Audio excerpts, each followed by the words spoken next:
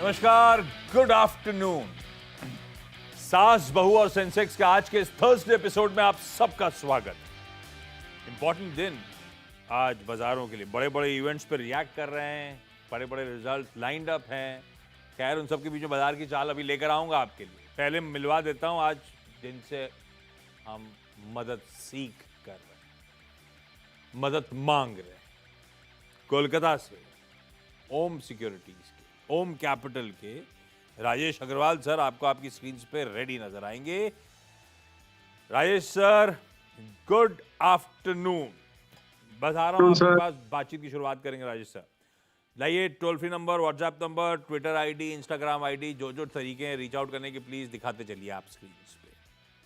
Reach out करिए, सवाल भेजिए अपने। चलिए अब जरा मार्केट्स प्लीज कीजिएगा।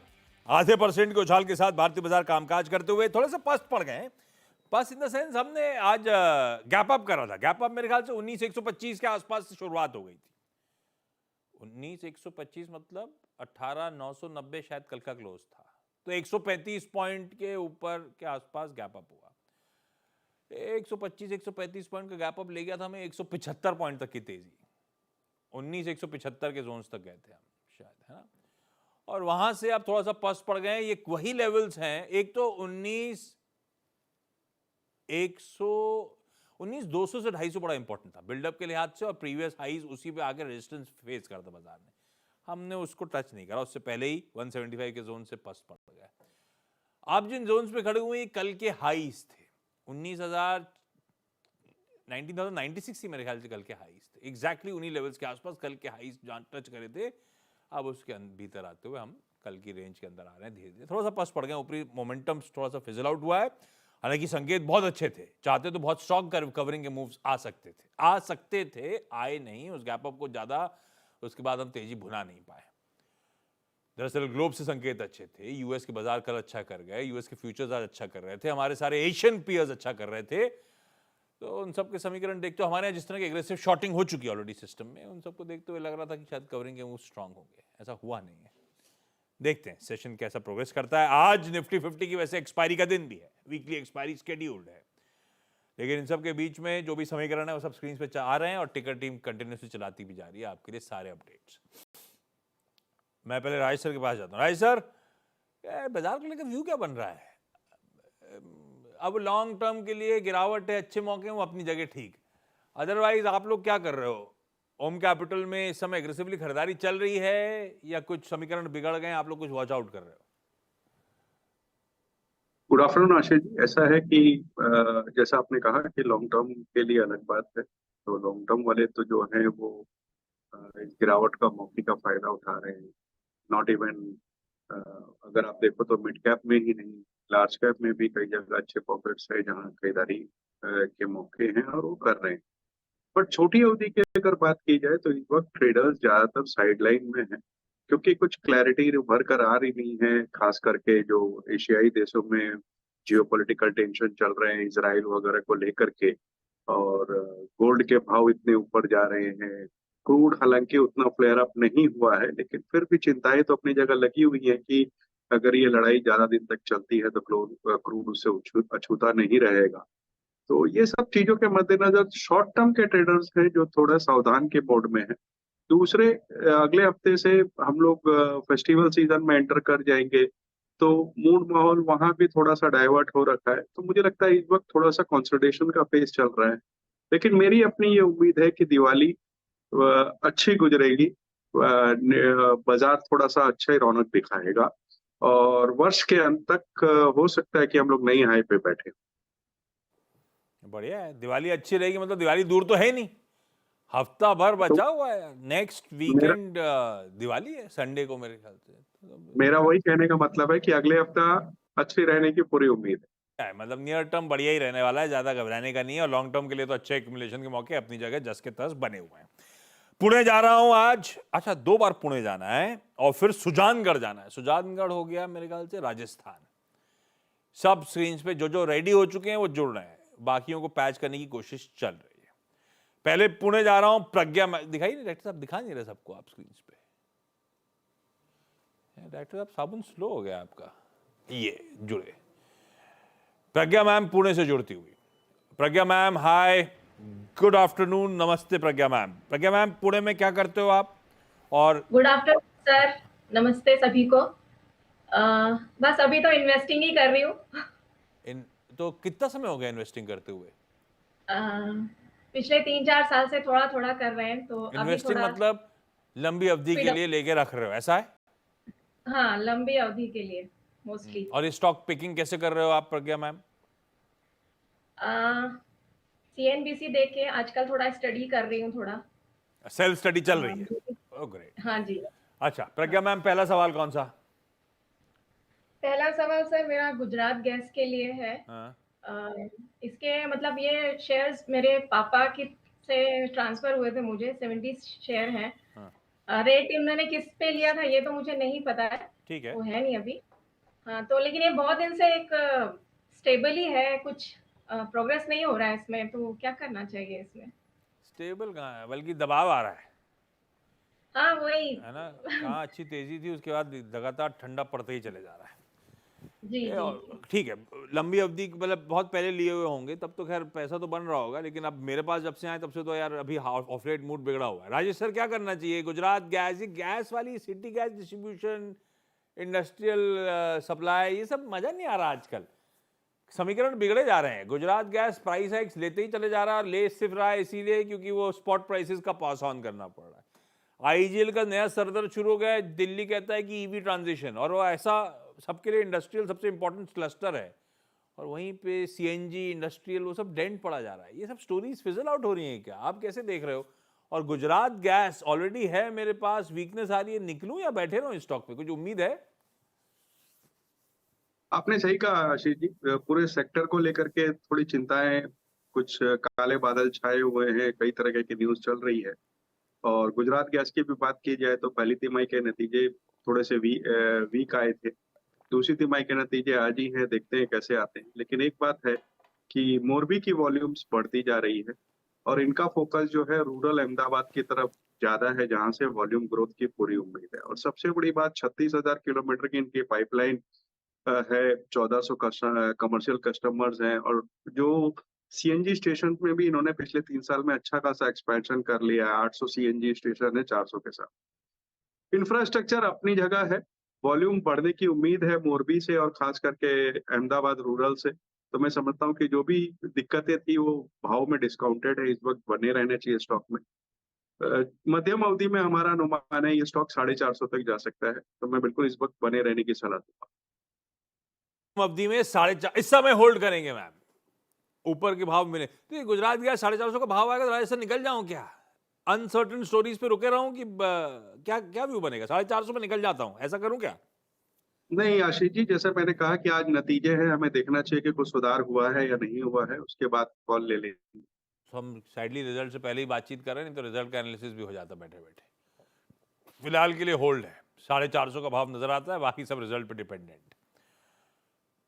सुजानगढ़ जा रहा हूं, रेखा जैन स्क्रीन पे आएंगी। रेखा मैम गुड आफ्टरनून। रेखा मैम, आप कब से शेयर बाजार से जुड़े हो? कितना समय हो गया आपको? 3 years। नहीं सॉरी, 3 इयर्स आपने कहा?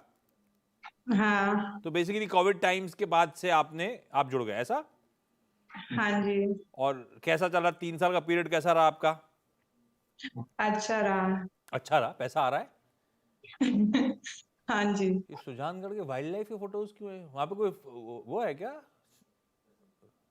सुजानगढ़ में? कोई जू अच्छा फेमस है क्या, प्रोमिनेंट? पास में थोड़ा सा आगे ताल छापर, डियर के लिए। हाँ डियर डियर, हाँ डॉक्टर साहब ने इमेज दिखाई थी प्रोड्यूसर साहब ने। अच्छा हाँ। रेखा मैम, आपका सवाल कौन सा?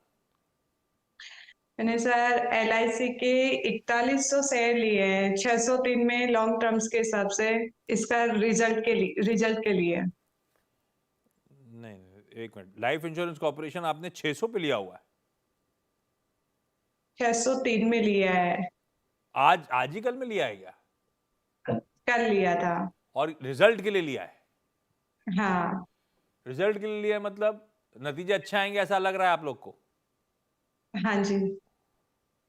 रिजल्ट का प्ले है भाई। राजेश सर, ऐसा है क्या?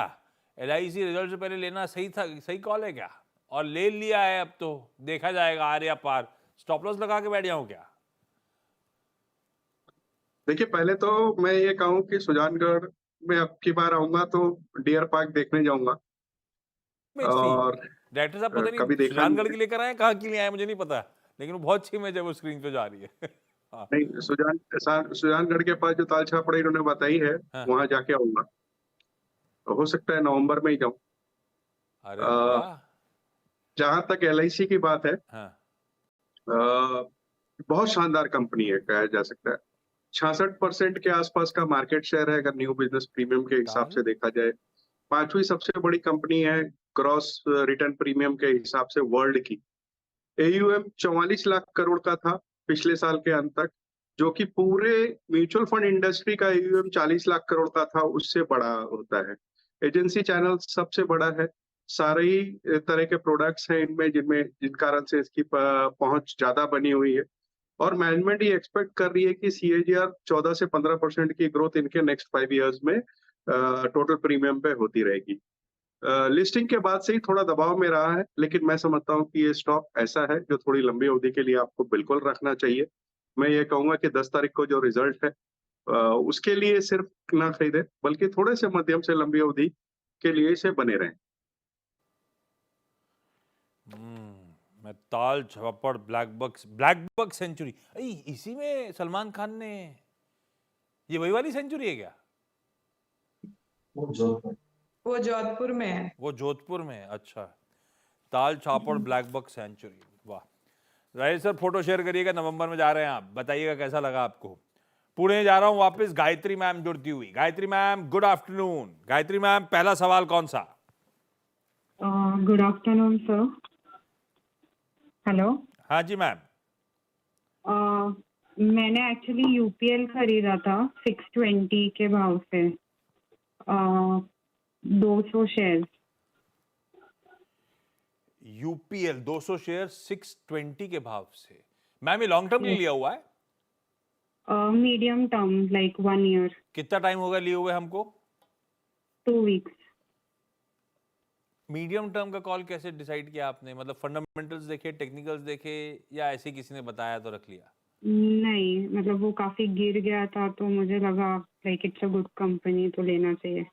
ठीक बात है, गिरा तो काफी है। साल के लोस छू रहा था जब नतीजा आया था अभी कल परसों। राजेश सर नतीजे तो काफी दिक्कत में थे, गाइडेंस मैसिव कट हुई, यूरोप का पेन प्योरली रिफ्लेक्ट कर रहा है इनके नंबर्स में। पर जिस तरह का फॉल आया उसके बाद इन लेवल्स पे ले लेना सही था क्या? अट्रैक्टिव हो चला है क्या? 530 536 के जोन्स पे लॉन्ग टर्म के लिए सही कॉल है क्या? इसमें दो चीजें हैं। एक, कंपनी के जो प्रोडक्ट प्रोफाइल है बहुत शानदार है। लैटिन अमेरिका और नॉर्दर्न अमेरिकन मार्केट में इनकी अच्छी पहुंच बनी हुई है, और भारत में अगर आप देखेंगे तो एग्रोकेमिकल्स के सबसे बड़े प्रोड्यूसर है। लेकिन दिक्कत ये आ रही है कि डेट इनका बहुत बड़ा है, 26,000 करोड़ के आसपास का डेट पिछले साल के अंत तक था। वो दिक्कत भरी बात है। दूसरी, चैनल इन्वेंट्री इस बार बहुत ज्यादा थी, प्राइसिंग में प्रेशर था, और कैश फ्लो बहुत ही खराब था। इस कारण से नतीजे दबाव में आए। समय लगेगा, कंपनी वापस से फॉर्म पे आ जाएगी, बट कितना समय लगेगा ये बोलना मुश्किल है, क्योंकि सारा दारोमदार इस बात पे है कि एग्रोकेमिकल्स की डिमांड और प्राइसिंग अच्छी हो और कंपनी के लेवल में डेट की थोड़ी सी कमी आए।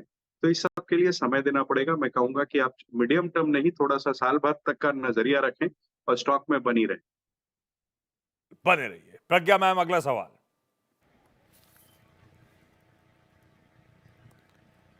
प्रज्ञा मैम आपका अगला सवाल। हाँ जी, मेरे पास NMDC के हैं, 100 शेयर्स हैं, 123.23 के रेट से। तो एक अभी तो अच्छा कर रहा है, तो इसमें मैं प्रॉफिट बुक करूं या एड ऑन करूं, क्या करूं? राजेश सर सुन लिया आपने, 30-35 रुपए का फायदा हो रहा है। प्रॉफिट बुक करूं, ऐड और करूं, कैसे प्रोस्पेक्ट्स NMDC के? देखिए, इस वक्त ना तो एड ऑन की सलाह रहेगी, क्योंकि भाव थोड़े ऊंचे के हो गए हैं, और ना प्रॉफिट बुक करने की सलाह दूंगा कि मुझे लगता है कि 170 175 तक ये जा सकता है। पिछले 2-3 महीने से नंबर जो वॉल्यूम और प्रोडक्शन के आ रहे हैं बहुत शानदार आ रहे हैं। कंपनी अच्छा परफॉर्म कर रही है। जो दिक्कतें इनको कैपिटल खर्चे की थी स्टील को लेकर के, वो अब स्टील इन्होंने डिमर्ज कर दिया है, तो मैं समझता हूँ कि आगे आने वाले दिनों में कंपनी की परफॉर्मेंस बहुत अच्छी होगी। और चाइना जिस तरीके के स्टिमुलस दे रहा है मेटल इंडस्ट्री को बढ़ावा देने के, जिससे मेटल पे बढ़ावा पड़ेगा, तो मुझे लगता है ये स्टॉक 170 175 तक जा सकता है। किन्हीं भी मार्केट के कारण से ये 140 तक आता है तो वहां ऐड कर लीजिएगा। इस वक्त मैं समझता हूँ बनी रहे। करिए। रेखा मैम, अगला सवाल। ये LIC को क्या करना चाहिए सर आगे?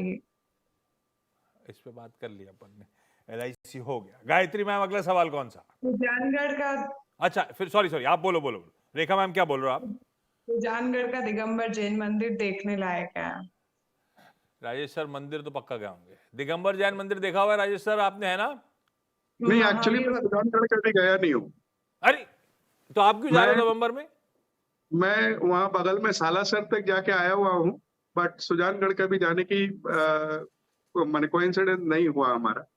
तो आपको अब और वो डियर नवंबर का सेंचुरी जाना है और साथ में मंदिर जो मैम ने बताया वो भी आप जाएंगे। और नवंबर का तो ऐसा है कि दिवाली के 12 दिन बाद और होली के 12 दिन पहले ये हमारा फिक्स शेड्यूल है। हाँ, मैंने देखा हुआ है, आप हर साल जाते हो राजस्थान। अच्छा, क्विकली गायत्री मैम, अगला सवाल।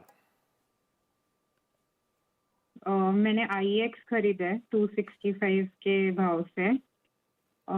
वो भी 200 शेयर्स है, तो उसमें भी क्या करना चाहिए? लाइक एवरेज करना चाहिए या कैसे? और UPL भी इस रेट पे एवरेज करना चाहिए या नहीं? अरे सर, यूपीएल तो अभी खरीदा है, एवरेज क्यों? अभी तो कल तो परसों बाय करा है।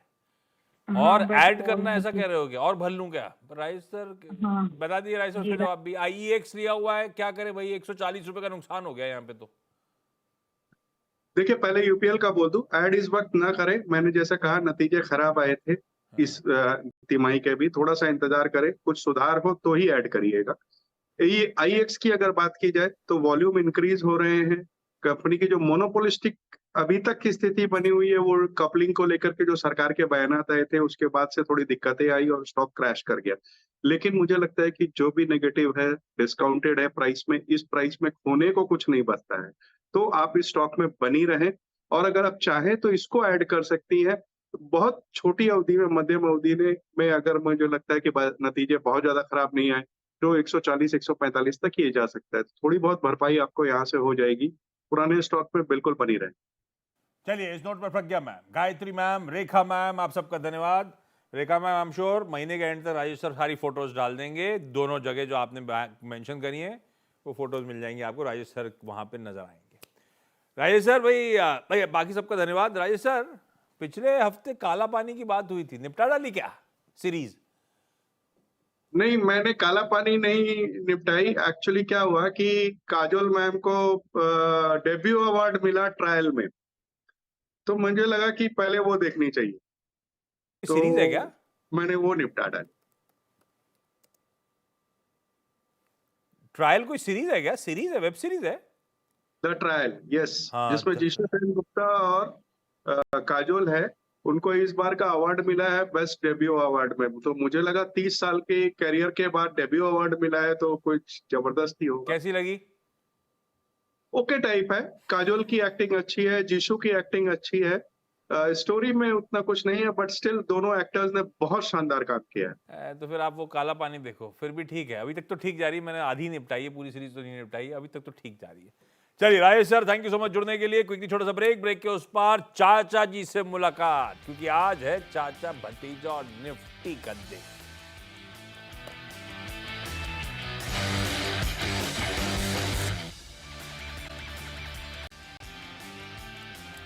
ब्रेक के बाद आपका स्वागत है। और दिखाइए आगे क्या चाचा जी। बोलिए बोलिए। अरे कहाँ है आप इतने दिनों से? पब्लिक अरे अपसेट आप है बुलाते कितनी नहीं मेरे ज्यादा। को, तो मैं कहाँ आ जाऊंगा? पब्लिक इतनी मैं किधर अपसेट है, जाऊंगा? पूछ रही चाचा जी कहाँ हैं, चाचा जी कहाँ हैं। बरोबर, आप ऐसा नहीं करोगे तो पब्लिक को अपसेट होना चाहिए, हक है उनका। हमारे मैंने पर क्या किया? मैं ऐसे ही बोल रहा हूँ आपको। एक हफ्ते बोलने से में आपके क्या, दर्शन नहीं हुए हैं। एक्चुअली क्या है, मैं भी थोड़ा बिजी था, भूल गया। आप भी थोड़े बिजी थे, भूल गए। नहीं और अगर पब्लिक नाराज हो जाती है तो उनका हक है। इसका हमारे पर क्लैरिफिकेशन हक नहीं होगा तो अभी किस पर? अभी ब्रेक के उस पार चाचा भतीजा निफ्टी जब गाबा से जुड़ेंगे, इस पर क्लैरिफिकेशन दूंगा कि पिछले बार मंडे को क्यों नहीं शेड्यूल हो पाया। और बिल्कुल मिसकम्युनिकेशन भी हुआ है उसमें। वो भी सारी क्लैरिफिकेशन। लेकिन मुलाकात हो रही है, चाचा जी रेडी हैं, सारी बढ़िया क्वेरीज हम लोग रिजॉल्व करेंगे आपकी। अब मिलिए आप यूट्यूब प्लेटफॉर्म्स पे। आज के शो में इतना ही, नमस्कार।